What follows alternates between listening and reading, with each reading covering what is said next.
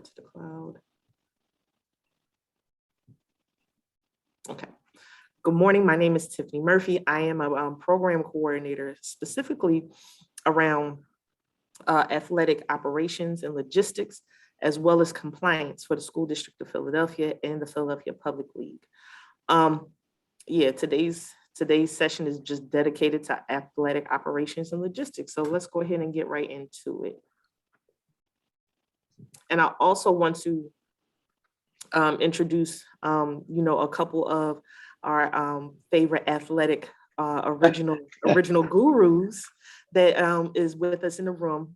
Kenneth Geiser, who has just recently been awarded National Athletic Director of the Year.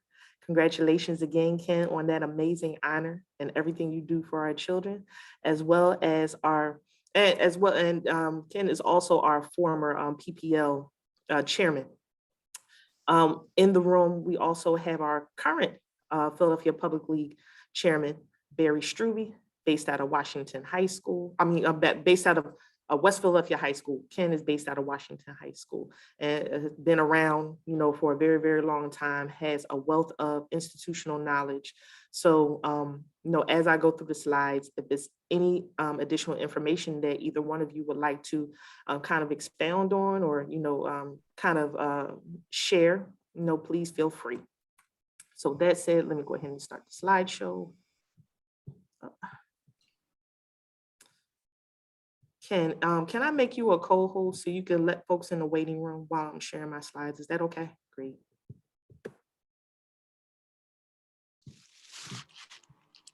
Yes, Tiff, I'm fine. All right, great.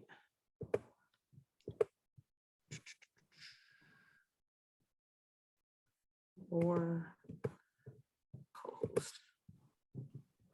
Wonderful.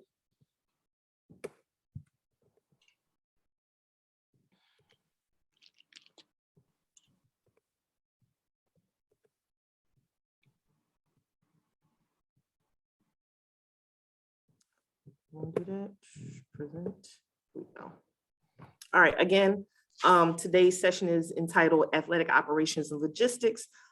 This session will be offered today as well as tomorrow for our athletic directors here in Philadelphia School District who cannot make today's programming. The agenda for today will go as follows. We'll do a brief overview, just talking about the significance of athletic operations and logistics. Then we'll talk a bit about our transportation mechanism and just a process that needs to happen in order to secure transportation through the school district, as well as our off-peak or contracted service provider, what the out of city travel protocol will look like, as well as our approved transportation providers. And what I'll do at the end of this session is with everyone that's enrolled, I'll share the slideshow. Within this slideshow is a number of live links that will be useful to you as athletic directors, particularly. So, you can go ahead and kind of, get your work done for your respective programming. Next is the piece around facilities.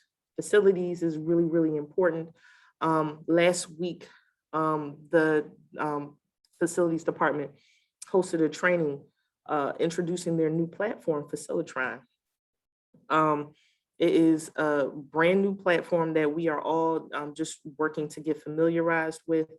From what I understand, Facilitron is still working out the kinks in terms of permitting or giving access to our athletic directors through the single sign-in login page. That is something that we are working toward, but we just want to make everyone relatively familiar in terms of what Facilitron is, how to locate it, standard practices and protocols with respect to that, as well as the non-STP facilities in the MOU process, particularly around Philadelphia Parks and Rec locations.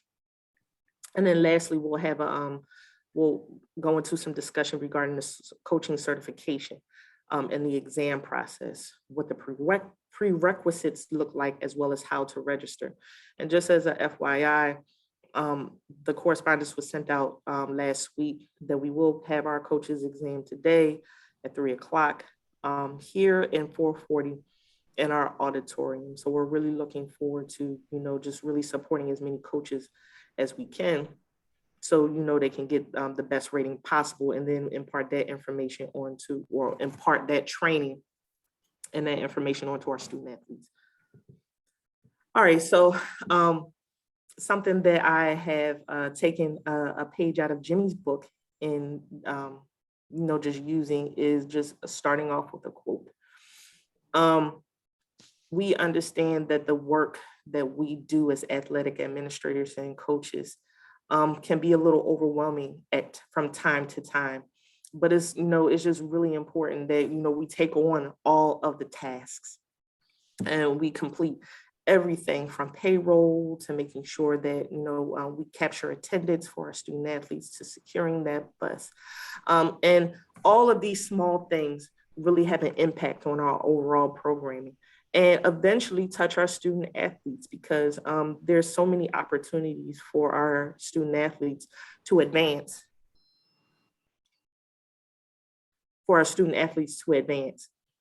into post-secondary institutions such as, JUCOs, Division I schools and Division II schools. So we want to just make sure that, us as administrators are offering all of those opportunities.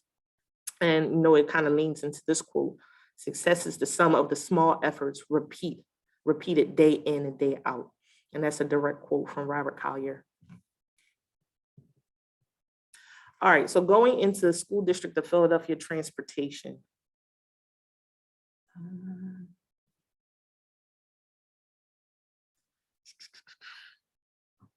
Okay, going to the School District of Philadelphia transportation, that is our main provider for busing, particularly in city. So within city boundaries, transportation will take us just about wherever we need to go for athletic contests. Sorry, phone is blowing up.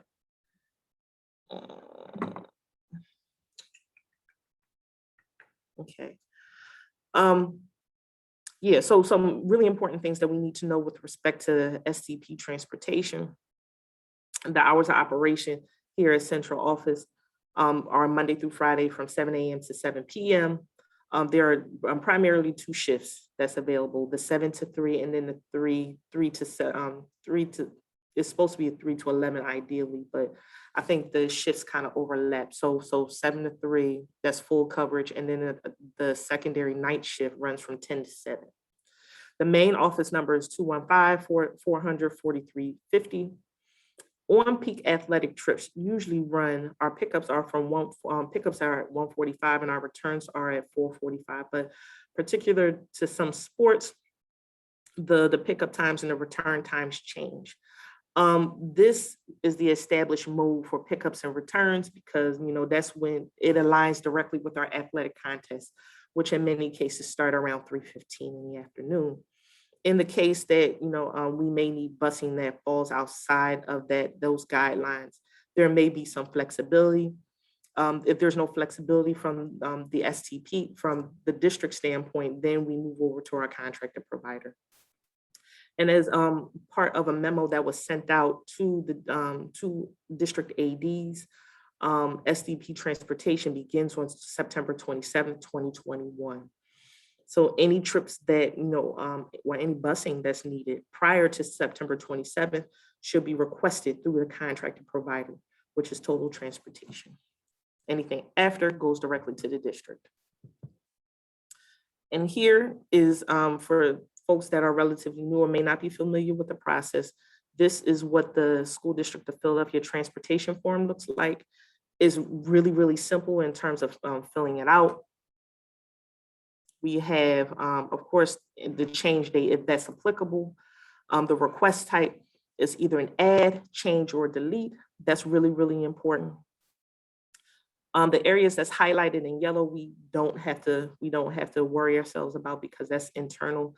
This is where SDP transportation provides trip numbers and any additional confirmation or notes relative to our requested trip. Of course, we have the month, date, the sport. In many cases, that's really, really important because it speaks to the capacity of or the size of bus that is sent. Then we have the pickup time. Again, if you can align it with the standard 1:45, 4:45 pickup return time. The pickup location, if we can just really do our best to provide an accurate address, that'll be most helpful to the driver. We as athletic directors and administrators know where various locations, schools, rec centers, so on and so forth, are located. So, as past practice, we just put in the rec center and have the expectation that the bus driver or the dispatcher may know. But, being as though that new bus drivers are coming into the mix, new dispatchers are coming into the mix, we just want to kind of lay all that information out. The number of travelers is really, really important. The number of travelers is extremely important because, again, it speaks to the capacity or the size bus that will be sent. So if you say that you only have 12 students that's initially traveling, and the capacity grows, and you don't inform SDP transportation, then they'll send you what they have based on that capacity. So it's really important to just keep transportation in the loop with that information, so they can accommodate our needs. The destination, same thing. Please provide an accurate address, return time, and any remarks. And then we have the contact and the telephone number. Going over to the next slide. Transportation COVID-19 protocols. Since our initial return to play plan earlier this year, the COVID protocols have changed, whereas all students are still required to wear a mask during the entire duration of the trip. What we did at the beginning of the return to play plan, there was a 1 student per seat rule to maintain social distancing. In this case, in all buses across the board, actually, both SDP and non-SDP, students are assigned or placed 2 to a seat. All right, moving on to transportation. We're continuing with transportation, I should say. Upon completion of the form, you want to email transoperations@philasd.org and copy me, T. Murphy, @philasd.org.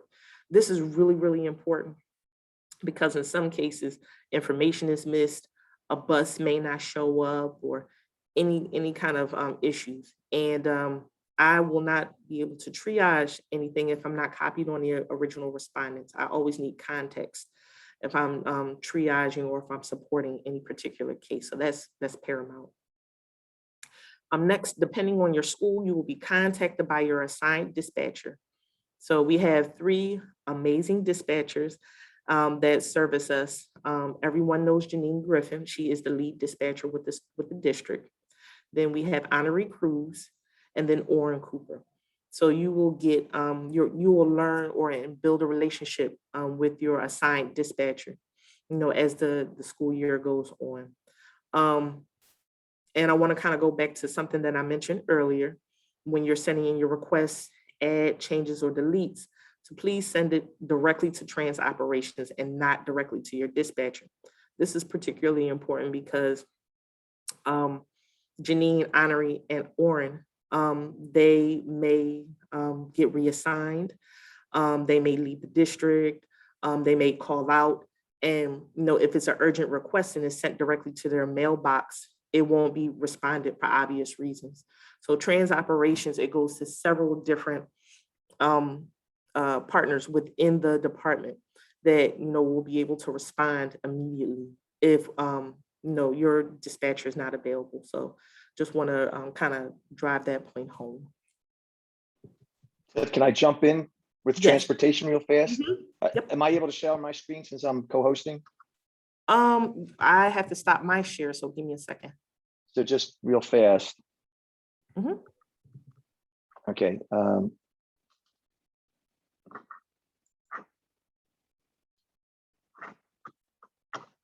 So I assume everybody can see my screen, my spreadsheet.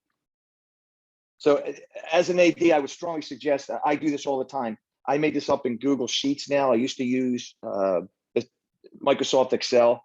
But if you look from left to right, I have the sport, the day, the date, the opponent, home away, location, time, but the right two columns, I have trip number and I have school district Philadelphia or total transport. So I know by looking at my master schedule that total transport has gotten back to me and assigned that trip. So I know you can filter this. So up here with H&A, so it's all your way, and you can look from top to bottom. I think this is really helpful. You see school district pops in later on. But when we did new AD training, I suggested make a spreadsheet out, and it's very easy to do, but it's really makes your life a lot easier in the long run. So you can always revert back to that. So thanks, Tiff.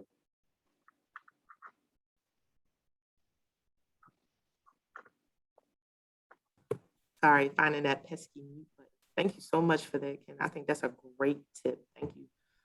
Barry, did you want to weigh in, or did you have anything to add?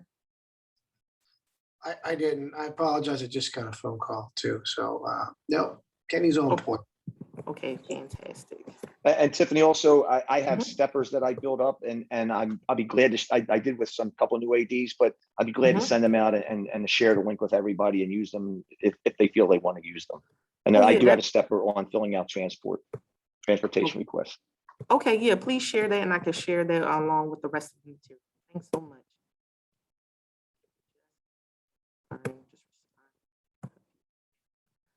Again, for some reason, folks are not able to find the passcode.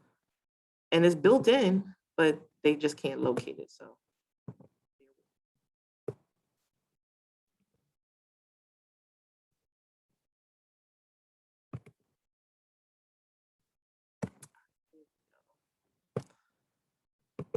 All right, so here, let me go ahead and share screen again.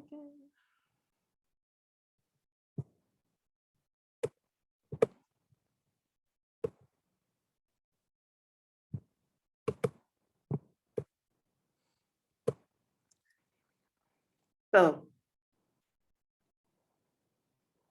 going back to transportation, we're going to talk about our off-peak provider. Excuse me. Our off-peak provider is Total Transportation. We started our contract with Total Transportation, I believe, in mid 2019. And they have been a magnificent resource. So for those who may not be familiar, their hours run from 7 a.m. to 5:30. Saturday hours depend on the trip. Off-peak trips embody trips that fall out of SDP hours or weekends. And in the event that SDP is at capacity. Excuse me. And I'm sure many ADs have experienced this, where the bus may not have shown up, or SDP is at capacity, and we need a plan B. The plan B for us is Total Transportation, and our point of contact is Shana Zarif. She is fantastic, incredibly patient with us, and turns around all of our requests really, really quickly. So that's our off-peak work. And then our plan C, our plan C, if for whatever reason, Total Transportation can't accommodate any of our transportation requests, we want to go to the approved transportation list. When I start sending out the transportation manifest on a consistent basis, I will always include the approved transportation list. And the approved transportation list is listed right here onto my right and perhaps your left. It's just a list of approved contracted transportation providers through the school district of Philadelphia. I believe this list may need to be updated because in some cases, it's literally just a cab company. In other cases, the capacity needs doesn't meet our needs. So I want to work with transportation to make sure that is clearly identified in terms of their ability to fulfill busing and just what that capacity looks like for our leg of the work. If I may, Tiff, real quick. Mhm, So these vendors are all certified by the district, which means, Mhm. yes, they're not all bus companies. Again, there's cab companies. There are Mhm. occasions where we need to send one student. You know, for example, we had some wrestlers that needed to get to Northeast, and we could utilize the smaller company versus an Uber, which, as you see, is not on this approved list. Mhm. So that means if you use an Uber to get your kids around, you're going to have to pay for that. So this is what you won't have to pay for. Just back to Shannon, Total's been great. She is very responsive. The only issue that it might be being rectified is she is a one-stop office. If Shannon's not there, um, buses can't be scheduled and they just don't do it. So just please be aware of that. So try to get with Shannon as early as possible to get those buses in. You know, she can't work every day, and obviously she takes vacations and breaks and things like that. But I have noticed when she is out, Total Transportation kind of stops. They won't add buses or make changes. So always have this extra list in hand because you will need to utilize it. Okay. Mhm. That's about enough on that. Thank you so much for that, Barry. And just to kind of piggyback off of what you were saying about the question of Uber. Uber is something that is not allowed in terms of transporting our students. If the case happens where you have maybe like a handful of student athletes that may need to be transported somewhere, please call me and we can come up with a solution in terms of um, locating appropriate transportation for, a smaller amount of kids. But Uber is, the mode of Uber is a severe no-no for a lot of different reasons here at the district. So if those circumstances come up, please call me so we can kind of triage and solve the problem collectively. But yeah, Shane is amazing. So yeah, please make sure that you do your diligence and just follow up with our STP as well as our off-peak provider if any changes come up. And they're super responsive. So, all right, let's go ahead and move on to the next slide. All right, out-of-city travel protocol. This usually only is applicable for any postseason contests and scrimmages. So out-of-city traveling protocol, when traveling outside of the school boundaries, you want to be sure that you are be sure to be equipped with the following. That's a typo. A fully negotiated EH 8081 packet, including school principal signature, trip itinerary, and team roster. Now, something that I didn't mention here, if you are using our approved vendor, Total Transportation, the EH 8081 packet is not required. However, if you use any of our contracted vendors outside of Total, then you have to have a fully negotiated EH 8081 packet. That is the standard trip packet. And here are a couple snapshots of what the EH 80 and 81 packet look like. Again, just hitting the reset button in terms of how to fill out this paperwork and making sure that you have the appropriate signatures. Starting from my left on the EH 81 packet, you want to make sure that you have the school name fully filled out. If you know your region, you can fill that out, the month, the day, and definitely your principal signature. We need a signature and not a computer generated name filled in. This is a legal document, so we want to make sure that we have everything in order before we move forward with the trip. Moving down in the middle of the sheet, of course, you have the teacher and or coach that's applicable, greater group if it's applicable, but definitely the number of students, because we want to know the number of students that will be traveling, the place or the destination of the trip, the month and the day, the pickup time, return time. And at the bottom here, you want to put the cost per student, which is absolutely nothing because our office covers all of that. And then the name of the transportation provider, whether it be Total or an outside vendor. And of course, the funding source is the Office of Athletics. And then over to my right is the EH80. Oh, let me go back. Trying to minimize this window. There we go. It's the EH80 form. This is the parental permission form. You want to make sure that you fill out all of the top portion of this, which includes the school phone, date prepared, the teacher, educational purpose of the trip. You can just put athletic contest, the date of the trip, pickup time, return time. And then the trip itinerary can be a separate document where you just lay out, exactly what time you're leaving, where you're heading to, so on and so forth. And in terms of the student information, the approach depends on, okay, I see your hand, give me just a second. And depending on the approach of the AD, they'll fill out the top of the form and then give the form to each student athlete to go ahead and fill out and make sure that it is signed at the bottom. And that is best practice. So that's something that we want everyone to do. I don't even want to entertain anything else that, could come up. That's the way it should be filled out. So here. Okay, Malvin, you had a question? Yeah, Craig put in the chat also. So you guys, is the policy changed? Before it was just the EH80 for our city trips? Are we also doing an EH81 for our city trips, or this is just the usual out of county trip for the EH81?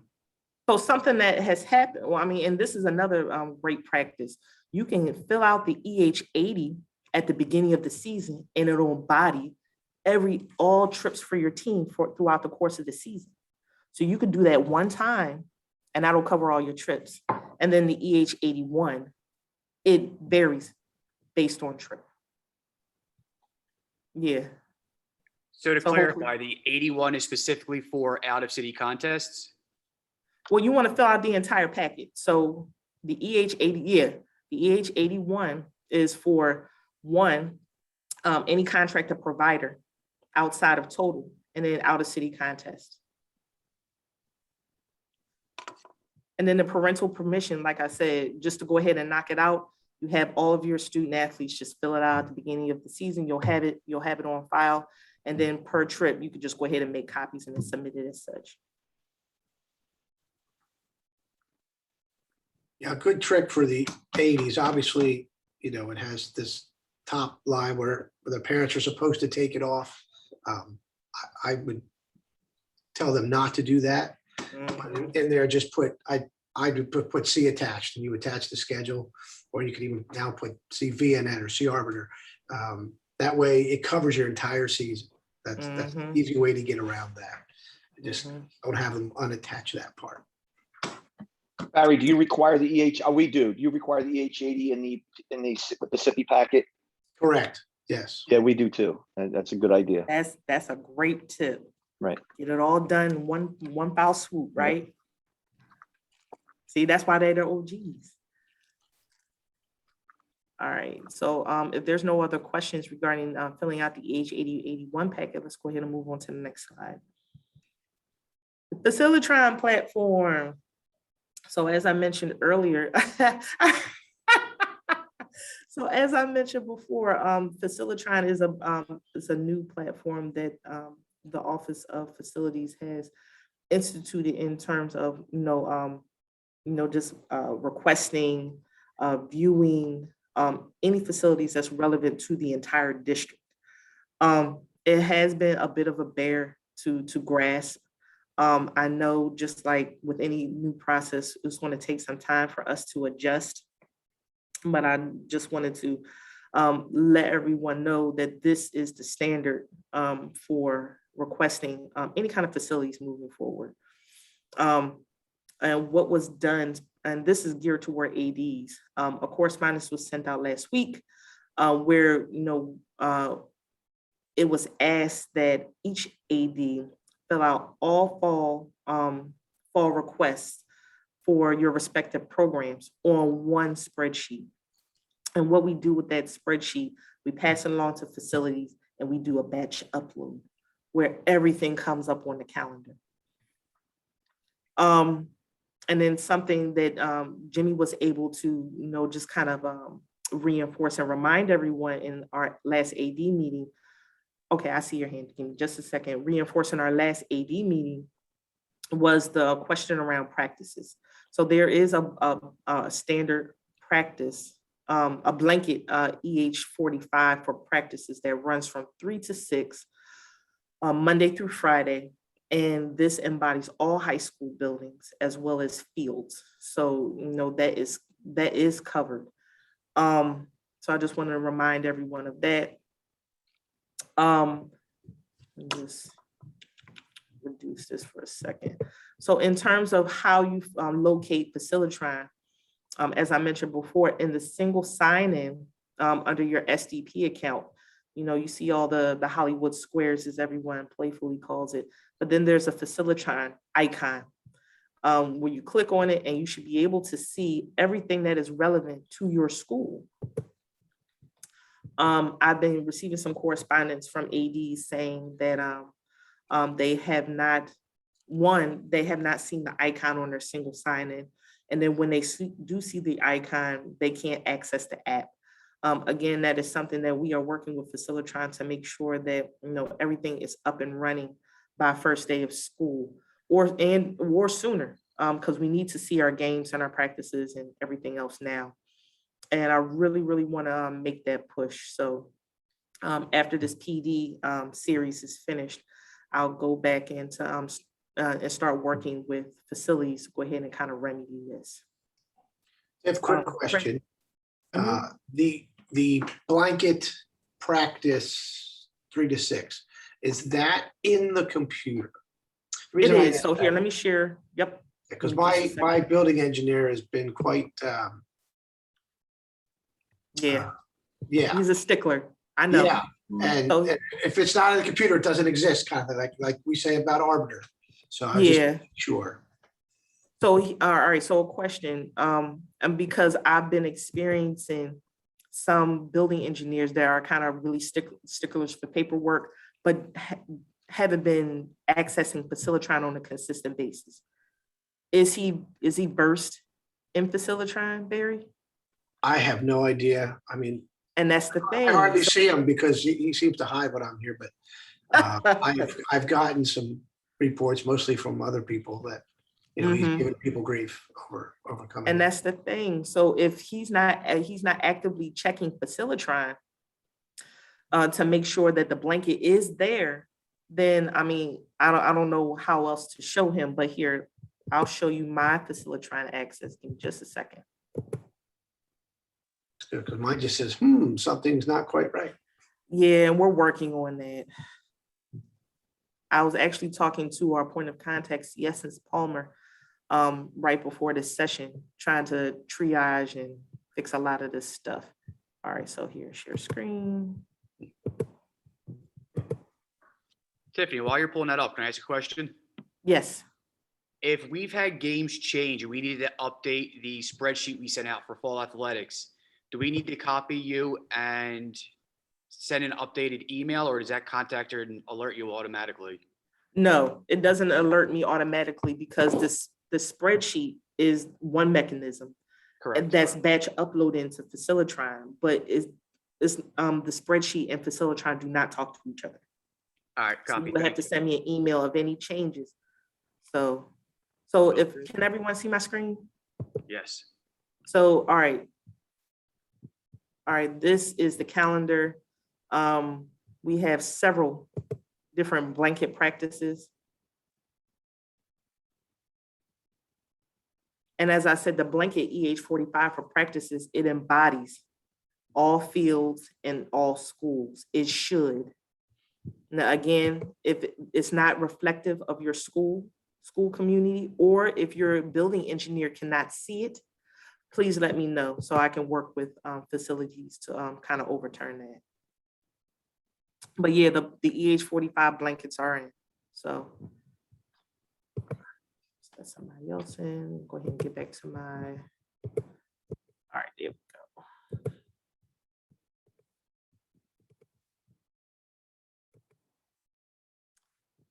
All right, so that's the Facilitron platform. For those who weren't able to make the training last week, please make sure that you send me an email.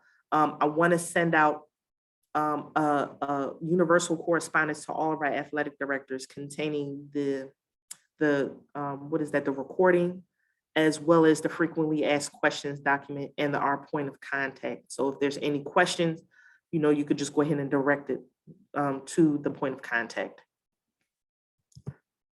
All right, so facilities, standard practices and protocols. As I mentioned before, the blanket practice schedule is already implemented for all high school gyms and fields. The blanket schedule runs from 3 to 6 on school days only. All high school athletic directors should have received the facilities Google spreadsheet, and each AD is responsible for filling it out in all fall contest dates, time, location for batch upload. And this is really, really important. For the spreadsheet, is one thing to put in for, your practices, your blanket practices. But for each game, it is so important that you put every single game in. It should have its own independent line. Why is that important? Because Facilitron may see it as a potential conflict, and it may confuse the system or not put it through because it sees it as a conflict with something that's existing, as opposed to it being its own individual event, so to speak. So please make sure, for those who haven't turned in your Facilitron spreadsheets, to add every single game for every single sport, time, point of contact, and things like that. And it sounds a bit laborious, but if you're able to put everything in for the fall, one good time, you may not have to encounter as many headaches or, problems down the line. So. All right, next point of facility for facilities is the non-SDP facilities, particularly Parks and Rec. For some of our schools who may not have adequate facilities or access to any kind of practice or contest facilities, we partner with the Philadelphia Parks and Rec to use, their gyms, fields, so on and so forth. So with that said, let me just go ahead and get into the bullet points. SDP employees do not require additional clearances for the PPR permits. SDP identification works in lieu of. So that's really, really important. I'm just kind of piggybacking off of what the sheet itself says, where it says, particularly at the bottom, clearances required by school, FBI background check, PA criminal record check, PA child abuse clearance, and any additional clearances. We already submit those to the School District of Philadelphia. So with the MOU process that we have in place, that's already understood. By showing your official School District of Philadelphia ID, it certifies that. For those who are experiencing any issues contacting your rec leader, please let me know so we can try to intervene, maybe call central, PPR central office, and help to kind of facilitate that process. Excuse me. Next, for private and nonprofit, non-SDP facilities, some schools may use churches or other facilities. An MOU process may need to be negotiated prior to use. If that's the case, please send an email to myself and Star so we can look up what the contract is for that particular facility, and we can answer any questions that you may have. Okay, next up, facilities. Just some quick tips. It's really, really important that everyone gets to know your building engineer. For a lot of different reasons, to get access to supplies, to open doors and open rooms and things like that, if you don't already have keys, and to touch base with your building engineer on a weekly basis, which goes to point number 2. You want to conduct regular check-ins with your school's building engineer to confirm upcoming contests to ensure that they are Facilitron. You also want to make sure that they have access to Facilitron. Again, this is something that has been kind of like a point of contention. And we're getting conflicted messages. I'm not sure why, in terms of why they don't have access to Facilitron. They may not know about Facilitron, but we are trying to smooth all this out with facilities, and hopefully we can get a lot of this resolved in the next couple of weeks. So we just ask that everyone be patient and bear with us as we go through this transition process. Again, if scheduled contests are not found in Facilitron per what you submitted in your spreadsheet, please contact the Division of Athletics, particularly me.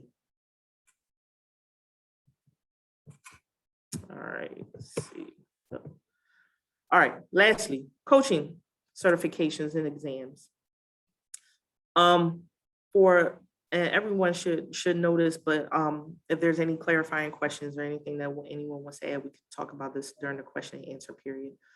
For all written exams, in order to sit for the exam, you have to fulfill your AIC requirements through NFHS Learn. So NFHS Learn provides a series of classes, and it's a snapshot provided within the slide deck, which includes concussion in sports, sportsmanship, bullying, hazing, and inappropriate behaviors, sudden cardiac arrest, and fundamentals of coaching. One thing that is not listed in this snapshot is the line regarding CPR, AED, and first aid. For those who have your certification through either the Red Cross or the American Heart Association, there is a line where or an area where you can request an exception. The exception just asks maybe 3 or 4 critical questions, asking for that exemption, where what kind or what facility issued the CPR, AED, and first aid certification, the date, and where you received it. And from there, you just go ahead and hit OK, and that serves as your exception in order to get your AIC certification. For ADs that have coaches that have not, taken the AIC bundle or maybe need a refresher bundle, please make sure that you go to our point of contact here at the Division of Athletics, Amani Fields, and you can request the required coursework for AIC and CIC, as well as what's that, the refresher bundle, the yearly refresher bundle. And her email address is located in the slide deck, which is afields2@philasd.org. And then lastly, athletic directors will receive registration information for exams and should send directly to coaches. For whatever reason, I've been getting contacted directly through, contacted by coaches regarding the exams. Just to kind of make the chain of command or the chain of communication a little easier, please make sure that you make yourself the central point of contact for any questions regarding coaching certifications, exam links, or anything like that. Anything that you can't happen to answer regarding these 2 areas, then it can be escalated to me. All righty. All right, so that concludes our slideshow presentation discussion. Just want to open it up for a few minutes to see if there's any questions, anything that I may have missed, or anything that we need to kind of touch upon. Hey, Tiff. Mhm.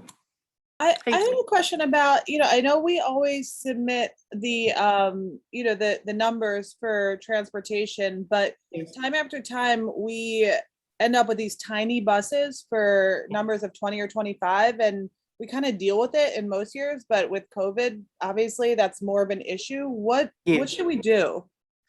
All right, so I think, and I can reinforce this when I send out the weekly manifest.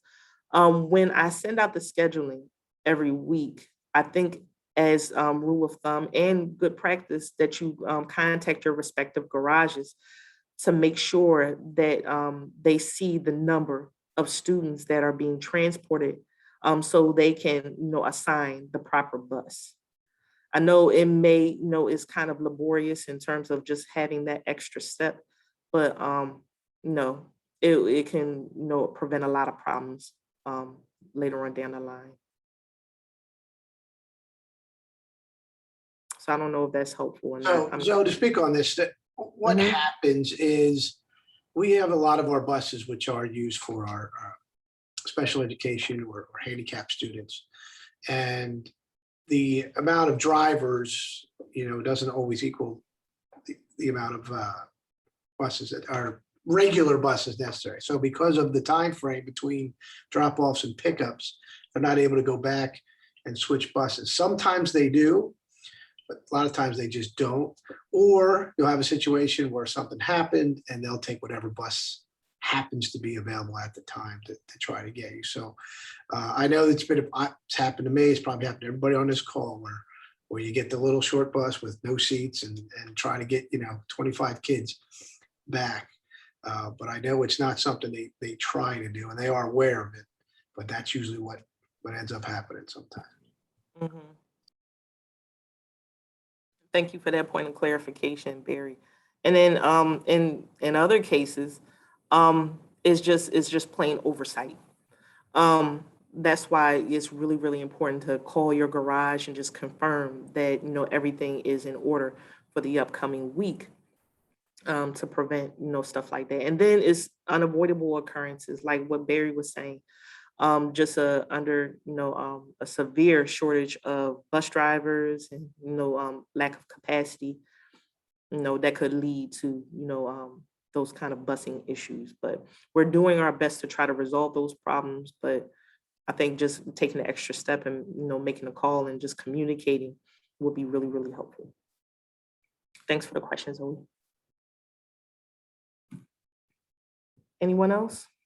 Yeah, so, because I want to be able to let my coaches know this. So going back to the coaches' education, the NFCH, the AIC certification is required for all coaches 2 To sit years for the from their exam. hiring date, not just coaches that want to sit for exam, all coaches. So in order to be rated, to become a rated coach, because you don't have to sit for the exam, but some people want to become a rated coach for a couple different reasons. Yeah. So you want to make sure that your coaches are AIC certified in order to sit for that exam, to take, and that's for the written exam.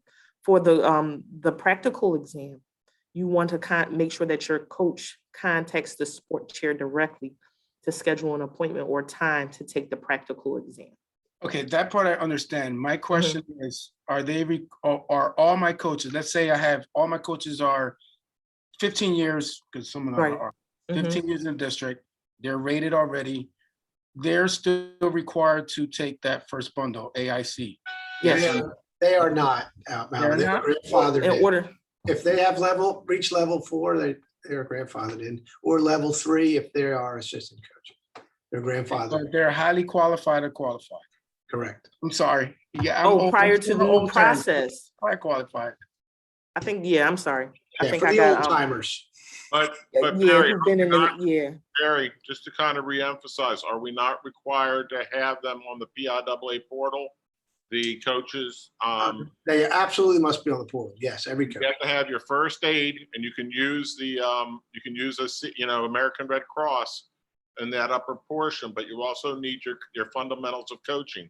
So Correct. those 2 things have to be in there within 2 years of you starting to coach, and that's a must. That is correct. Yes. yes. But if you got old people that are on there, something's wrong. Well, I have a question.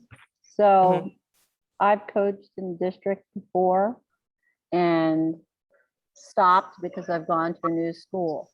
So my understanding is I have to take the AIC bundle, correct? Within 2 years of you coaching, yes. Not if you are already rated. Are you already rated? I was rated like years ago. Really? Okay. Yeah. So what was your rating? I don't even remember So- because I started coaching in the district in 2007.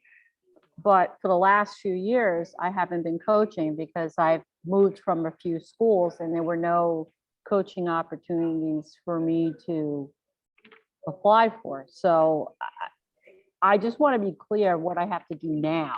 There's coaches, the rating sheet is, there's a list of coaches' ratings. If you are on that sheet, that means you have been rated in previous years. So you've taken a written and or at least the written. If you're on that list, you do not have to get all of the AIC to take the test because you don't need to take the written test. However, as Bob said, you will need to do fundamentals of coaching and your CPR for the PWA portal that each coach needs to be on. Personally, I would go ahead and do the AIC bundle because it's all online. It's not very difficult. And Mhm. most of the courses you need on a yearly basis anyway, the concussion, the bullying, the hazing, you have to do those every year. Every coach has to do them. So You are highly qualified in cross-country and track. there On you the Yeah, go. database. that's me. They have that record of you. Oh, okay. Because So you're good. And just, guys, So just, just take the other stuff, take the AC bundle anyway, and get my first aid and CPR straightened out. I would. You Yeah. must have that. You Okay. must before you coach, yes. and just make sure that everything's current on the PIAA portal. That's all you have to do. Okay, Just so I'm saying, so I'm correct. The only 4 things we are required to have our coaches take is sudden cardiac arrest, concussions, bullying and hazing, and sportsmanship. Is that correct? And heads up for football. And And right, that's and up for for football. But yes, every year they need to take those. I Yes. thought we had to do heat exhaustion too. And Be one quiet. last clarifying question with the NFHS courses. They're similar to the physical where the coach needs them every year starting June 1st. It's not a calendar year, is that correct? Correct. It goes by sport year.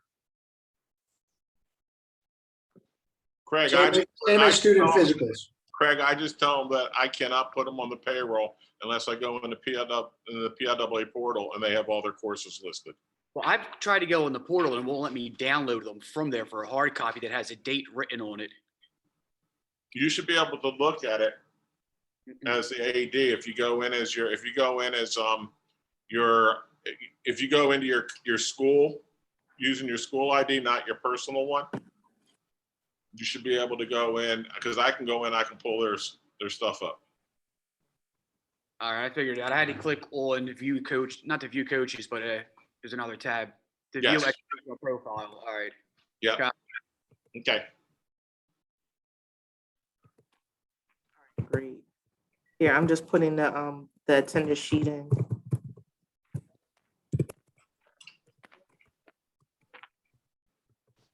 Please make sure that you fill it out so you can get your Act 48 credits. Does anyone else have any questions or need clarification around anything?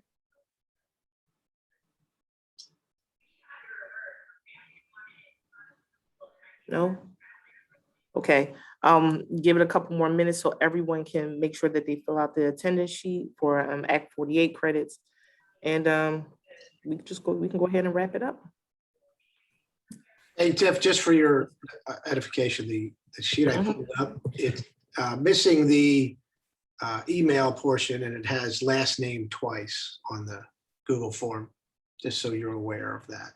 All right, here, just a second. Thank you, Barry. Let me just remove that. Thank you. All right, all set. All right, did everyone fill out or has captured the attendance sheet before I close out the session? Stop the Hold recording. on, Tiff. I'm Not ready a to problem. it. Before you I'm close good out, now. question for me specifically?